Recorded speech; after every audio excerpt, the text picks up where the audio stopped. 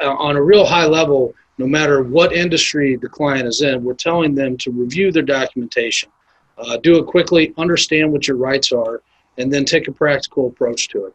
So if you have a loan and you think that you might, maybe not now, but maybe 60 days, depending on how the situation plays out, you might have a cash flow issue. You might start defaulting on things. Well, understand what those issues are, read through the covenants in your loan, call an attorney if you need to understand them, and then take a practical approach. Reach out to your lender and say, look, I'm just trying to be proactive. We think this might be an issue coming up. What can we do together to work through this? Welcome to the Accelerated Investor Podcast with Josh Cantwell. If you love entrepreneurship and investing in real estate, then you are in the right place. Josh is the CEO of Freeland Ventures Real Estate Private Equity and has personally invested in well over 500 properties all across the country. He's also made hundreds of private lender loans and owns over 1,000 units of apartments. Josh is an expert at raising private money for deals, and he prides himself on never having had a boss in his entire adult life. Josh and his team also mentor investors and entrepreneurs from all over the world. He doesn't dream about doing deals. He actually does them, and so do his listeners and students. Now sit back, listen, learn, and accelerate your business, your life, and your investing with the Accelerated Investor Podcast. So everybody, welcome back to Accelerated Investor. I'm really excited that you've been able to join me today, wherever you're at in the world, whether you're at home, social distancing, whether you're out for a walk. I would say on your way to the gym or in the gym, because a lot of people do listen to our podcast in the gym, but that's not happening right now. So maybe you're in your home office, maybe you're working out at home, maybe you're listening in your car, wherever you find Accelerated Investor. Just want to say thanks and tell you how much I appreciate you, how much gratitude I have for you engaging with us in our Accelerated Investor community. As you know, I love to do solo casts and guest interviews that I think are going to benefit you and your investing, your entrepreneurship as a business owner, being a better leader. And that's exactly what we have today. I've brought on three guests. Their names are David Linder, Richard Fry, and Nate Sin. And they are attorneys that work for a local firm called Buckingham. Buckingham has over 60 attorneys. And Nate Sin I work with on a pretty regular basis in our private equity fund when it comes to notes, mortgages, foreclosures, and workouts for our borrowers, people who are borrowing money from our private equity fund and using that to buy residential and commercial real estate. We provide, again, primarily acquisition and bridge loans. And Nate's been instrumental in working with us for years now in forming up all those notes and mortgages. And then if there is a borrower going sideways, we're helping us work through that loss mitigation and workout process. They are working right now kind of in the mix of this COVID-19 pandemic and working with a tremendous amount of clients, both in real estate, business owners, people who own property, owners that are doing leasing, multifamily, commercial, and they're also working as tax attorneys to help people understand how are these forbearance agreements, how are PPP loans, how is all this going to work out for clients. So in order, I want to say hello. So Richard Fry, thanks so much for joining us today. Thanks for having me. Excited to join your podcast. Fantastic. David Linder, thanks for joining us today. Thank you. It's great to be here. And of course, Nate Sin, good morning. How are you? I'm doing good, Josh. Thanks for inviting us. We're happy to help however we can. You bet. And I want to tell my audience right away that on their website, so you can look up Buckingham in Cleveland, Ohio, or you can visit their website at bdblaw.com.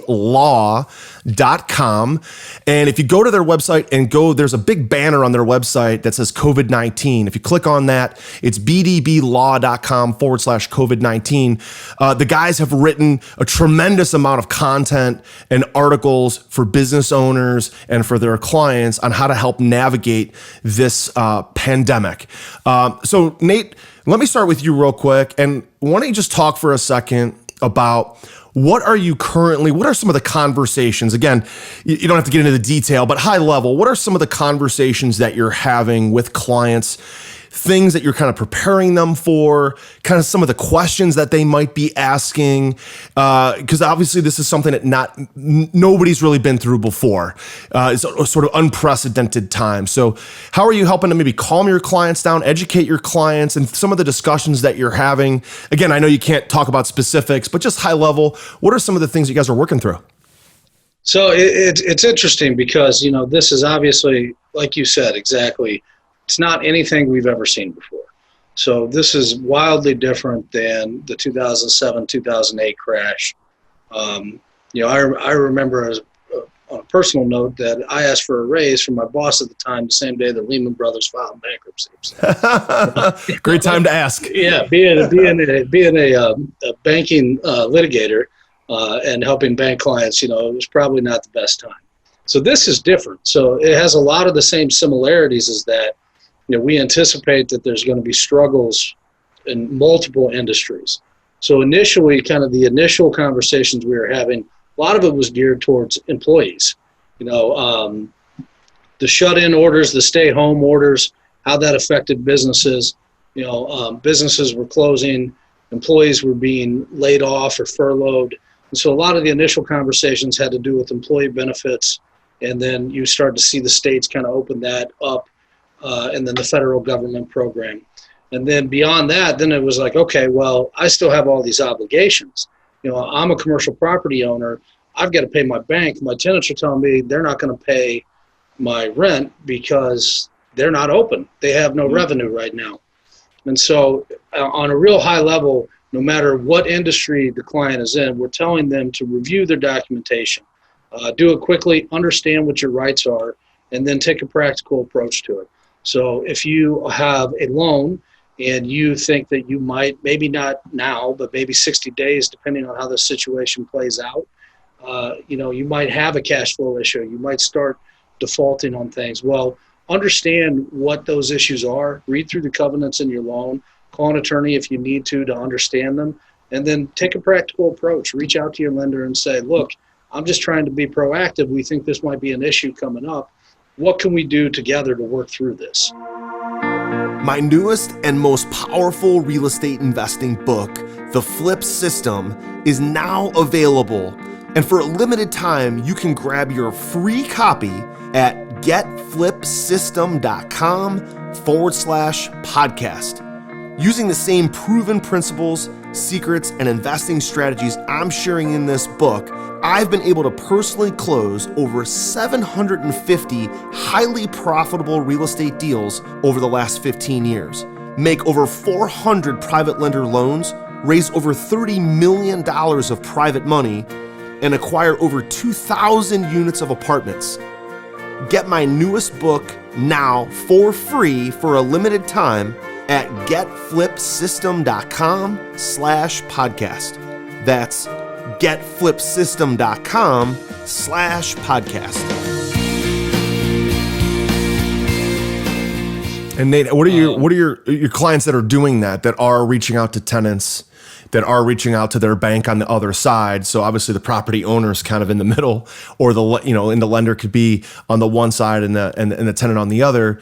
Are you seeing clients having success in kind of cutting deals, if you will, with their tenants, and then secondarily cutting deals with the bank to try to work it out for everybody? Because it's kind of like nobody's winning here. So how do we just cut the losses as much as possible so everyone can stay afloat? So I'm seeing a broad spectrum, and that's a lot of that's based on the work that I traditionally do.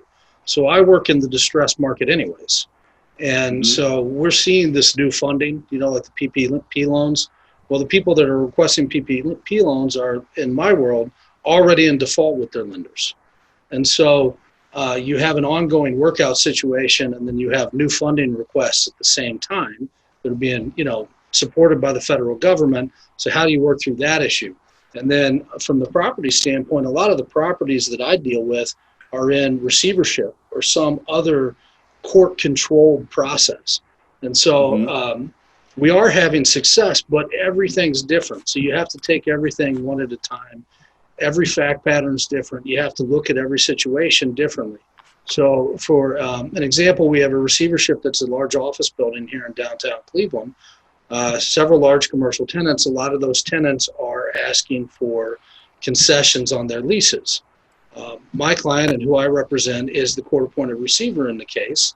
So there is a lender involved, but we're not necessarily making debt service payments. But we have to run a lot of things through the lender. So we're in essence the middleman that's brokering these concessions that are happening. And at the same time, you still have the property owner who is adversarial in this situation, who doesn't necessarily agree with everything that we do. So you really, there's not really some it's not happening the same for everybody. Every situation is different. The best thing I could tell you is to be proactive and be practical, but expect that they might not go along with it. So you have to be creative to work out what's your next option. Right. Got it. So David, let me ask you to just expand on what Nate said, but also to talk a little bit about, funding that's out there for new deals. I know you're, as a transaction attorney, do a lot with buying, selling, leasing. A lot of clients, obviously, in the last 60 days might have had property that was under contract that they were going to sell, or that was under contract that they were going to purchase. I imagine there's numerous deals that have fallen out. Or people have tried to retrade the prices, properties that they're buying. So just as you expand on what Nate already said, tell us a little bit about what you're actually seeing in the marketplace. I imagine there's, again, a lot of unprecedented things that you're seeing, or deals being retraded, deals being canceled at the last minute. And also, what do you forecast maybe in the next 18 months as this thing shakes out? Do you think that there's going to be a lot of properties out there for sale? There's going to be kind of maybe the more experienced, more liquid buyers, they're going to be scooping up properties at a discount. What are your thoughts on those? Yeah. Well, let me try to start at the beginning there. Sure. That's a lot. A couple items I'd add just to what Nate was saying. I think, as a property owner, as a landlord, you're going to be getting these requests from your tenants. But it helps to, like Nate said, check your documentation, know what your rights are. Either as a landlord or as a tenant. And, what we've seen is a lot of landlords now are not necessarily taking everything at face value. There have been a lot of tenants requesting relief, and, sometimes even major public companies who may have access to funding or credit lines or other things. And landlords are starting to say, wait, why should I also be your bank if you do have a source of funding here? Right. So, some landlords are requesting financials and other documentation from tenants before they're granting these concessions. But, in cases where that's appropriate as a landlord, you want to look to probably deferring the rent, maybe doing a partial deferral, because as the landlord, you're not only paying your mortgage payment, but you may also have maintenance and repair obligations for the property, or you're paying utilities or things like this. You may want tenants to be paying their share of that, even if they're deferring, the base portion of the rent to some extent. So that's one thing that I'd look out for there. In terms of buying and selling properties, yeah, I think it's we're definitely seeing the impact. If you're a cash buyer, you can certainly move forward, but people are having pause because they're buying at a certain valuation, often based on the rent that's generated from the property. And if that's taking a hit, if the future of those tenants is uncertain, they may be out of business in 3 months. Do you really want to pay that same value for the property now? And being completely unsure of whether, if this one tenant leaves, if you can find a replacement. Right. Certainly one who's going to be paying the same rent. Yeah, we have seen a number of those instances. Yeah, so far for us, by the time this gets released, it's going to be probably late May.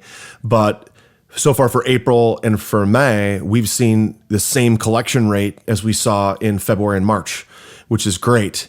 But right now, also, a lot of people are, we're dealing mostly on the multifamily side with our large multifamily investments. And those tenants, again, we have primarily properties in A and B markets, A and B class buildings. So, we haven't seen much of a fallout, but right now we're kind of being propped up by state unemployment, federal unemployment, stimulus money coming in, and that's all kind of hitting right now in April and May. And so we expect that to go well. I think a really key time is going to be July. June, we might start to see some weakness in collections on the multifamily side. And then July is really when we're going to find out, like, have we reopened this country at all? And so we have a large 450 unit apartment building that we're closing, and we're going ahead with that, but we've retraded the price on one of the buildings. We got a reduction of $565,000. We're in the process of retrading the other one. And then the third one is new construction on Hilton Head Island. So that's going forward. But part of the questions we're getting from equity investors is, well, is this changing your valuation at all? And the answer in the short term is it could, but we're not investing in these buildings for the next 6 months to a year, right? And we're also investing in multifamily, not retail, not office. And people are always going to need a place to live. And so that's kind of the difference. I've heard horror stories already, and I don't know how much of this is true or not, but that in the retail sector, that a number of buildings are only collecting 20 to 25% of their projected rents, because those tenants are just, we can't afford it. We're out of business. We don't have the money. A lot of mom and pop type of tenants or small franchises that can't pay for that. So I think, David, it comes down to, like, who's your tenant base? What kind of properties do you own from the beginning, right? What's recession proof and what's not? So I don't know if you want to comment on that. Yeah, absolutely. I think you're right. Like you said, housing, people are going to need places to live. We don't know where things are headed as far as further stimulus payments, but at some point you think, again, there may be additional payments that are going to allow people to pay rent, because you do have, the unemployment rates are up.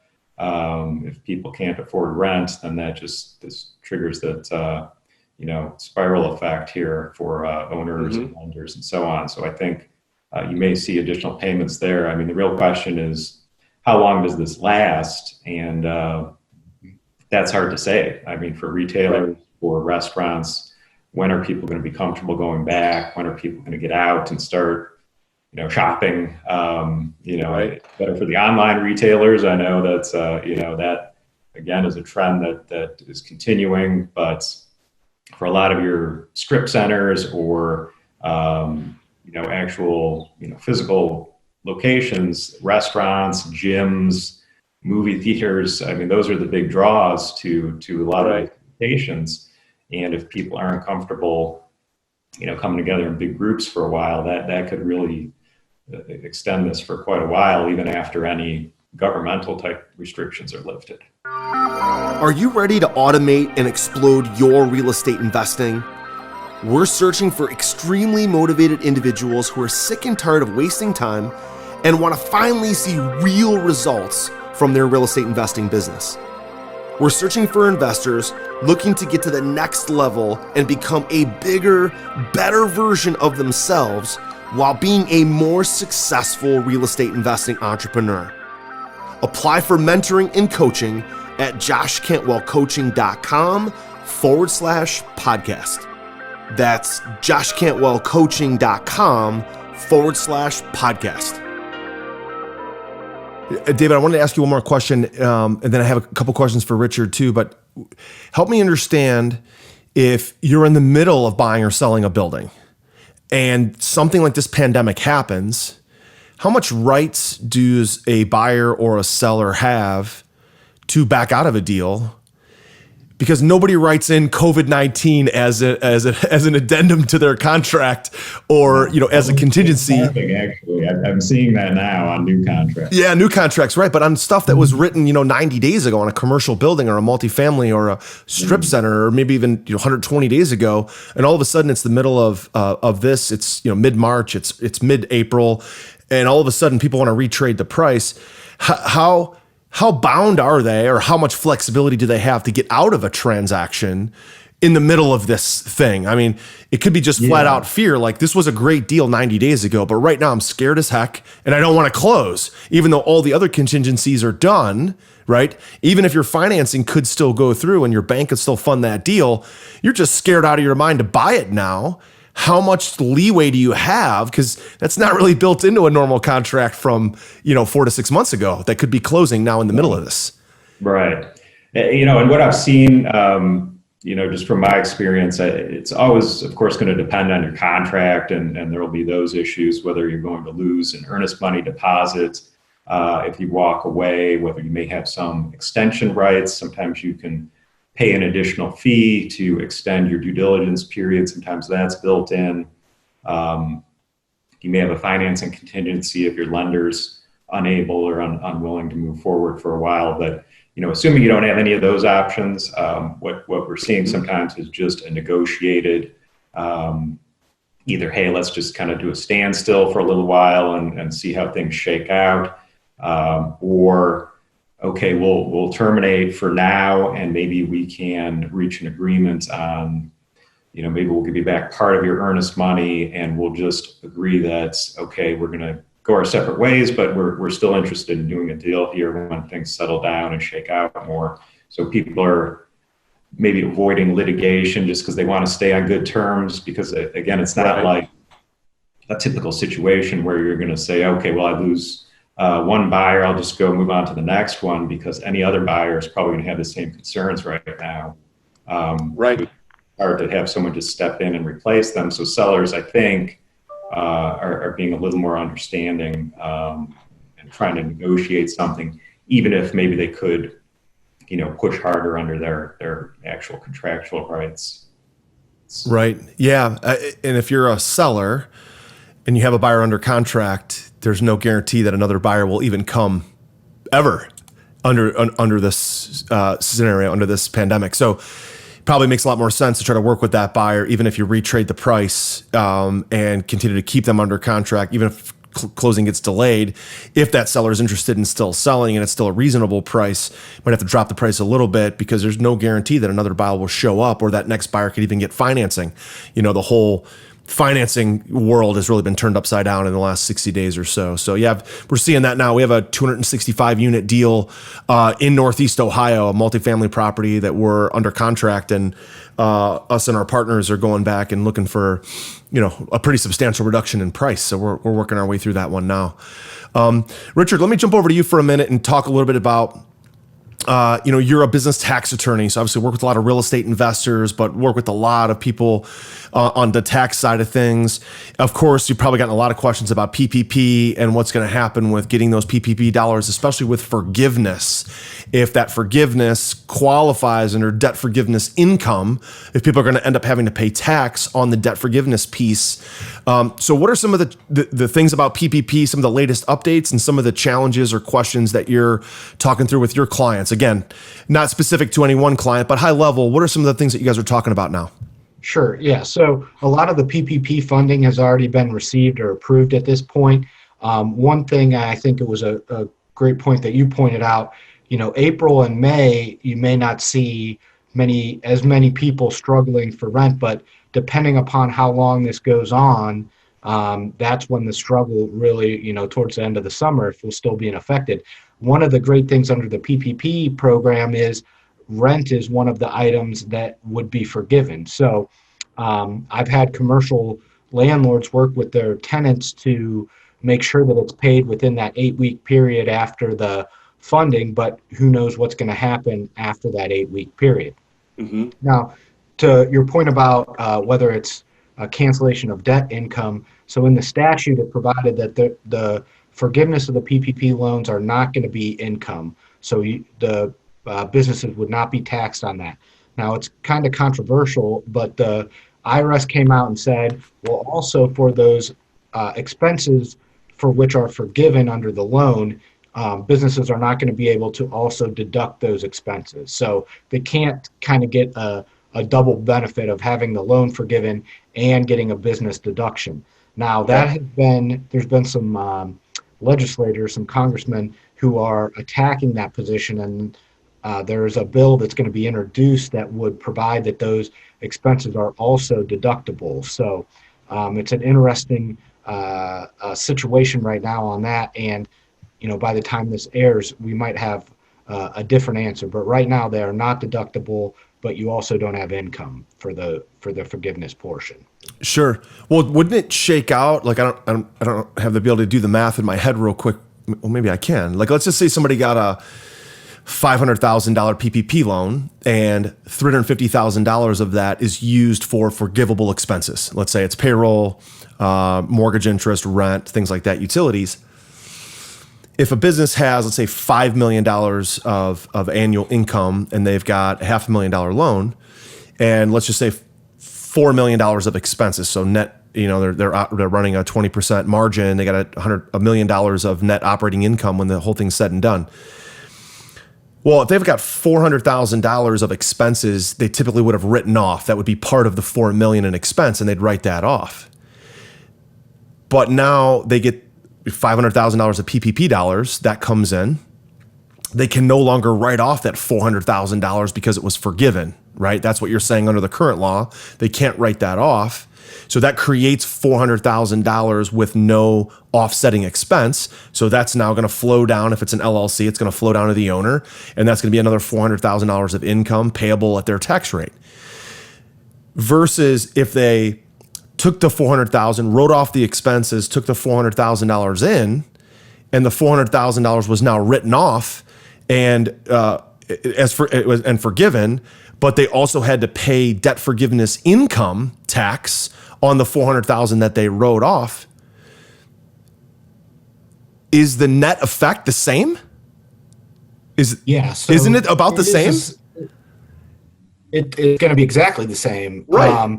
Because you don't have the income, but you don't have the deduction. So essentially, it's a net zero situation. You're not going to have any change in position. I think what the congressmen who have talked are saying, well, they really should have got an additional benefit from the forgiveness, and that additional benefit would be the deductibility of expenses. Okay. Gotcha. Okay, so we'll see what happens there. That's an interesting, because now it's like, okay, they solved some of the liquidity problem by giving that business and approving that business for $500,000 of PPP money. Mm-hmm. But there was no real benefit financially, tax benefit, other than you have the liquidity to pay your employees. And correct. Then you could make the argument. Then you could make the argument of, well, I don't want the money. I just rather let the employees go, so I don't have the expense, because I don't have a business anyway. Because some business owners that I know are thinking, well, now I have the PPP money, now I have to spend it on expenses. I don't even, like, say I have a gym, I have employees that I have to pay, but the employees can't even come to work. So what's the benefit of paying the employees when I can't write it off? Yeah, I mean, it's a decision that the businesses have to go through as far as on each of their particular circumstances. In that case, though, personally, I have not seen a situation where it was a bad deal to take the PPP money, because, like I said, it's always going to be a net zero. Plus, in that situation, let's say your gym's operating as an S corporation, presumably you're paying the owner as the president or whoever the officers are. So you get that amount forgiven, but that still gets to go into your pocket as wages. Mm-hmm. Additionally, you get to continue to pay your rent that's going to be forgiven under the PPP loan. So there are some advantages, even though there's not a tax advantage. So it would be, I haven't seen a situation where it's a bad deal to take the PPP loan. You've been listening to Josh Cantwell and the Accelerated Investor Podcast. Leave a comment on our iTunes channel and let us know what you want to learn next or who you'd like Josh to interview. While you're there, give us a 5-star rating and make sure to subscribe so you can be the first to hear new episodes. Follow Josh Cantwell and his companies, Strategic Real Estate Coach and Freeland Ventures, on all social media platforms now, and stay up to date on new training and investment opportunities to start your journey toward the lifestyle you've always dreamed of. Apply for coaching at joshcantwellcoaching.com.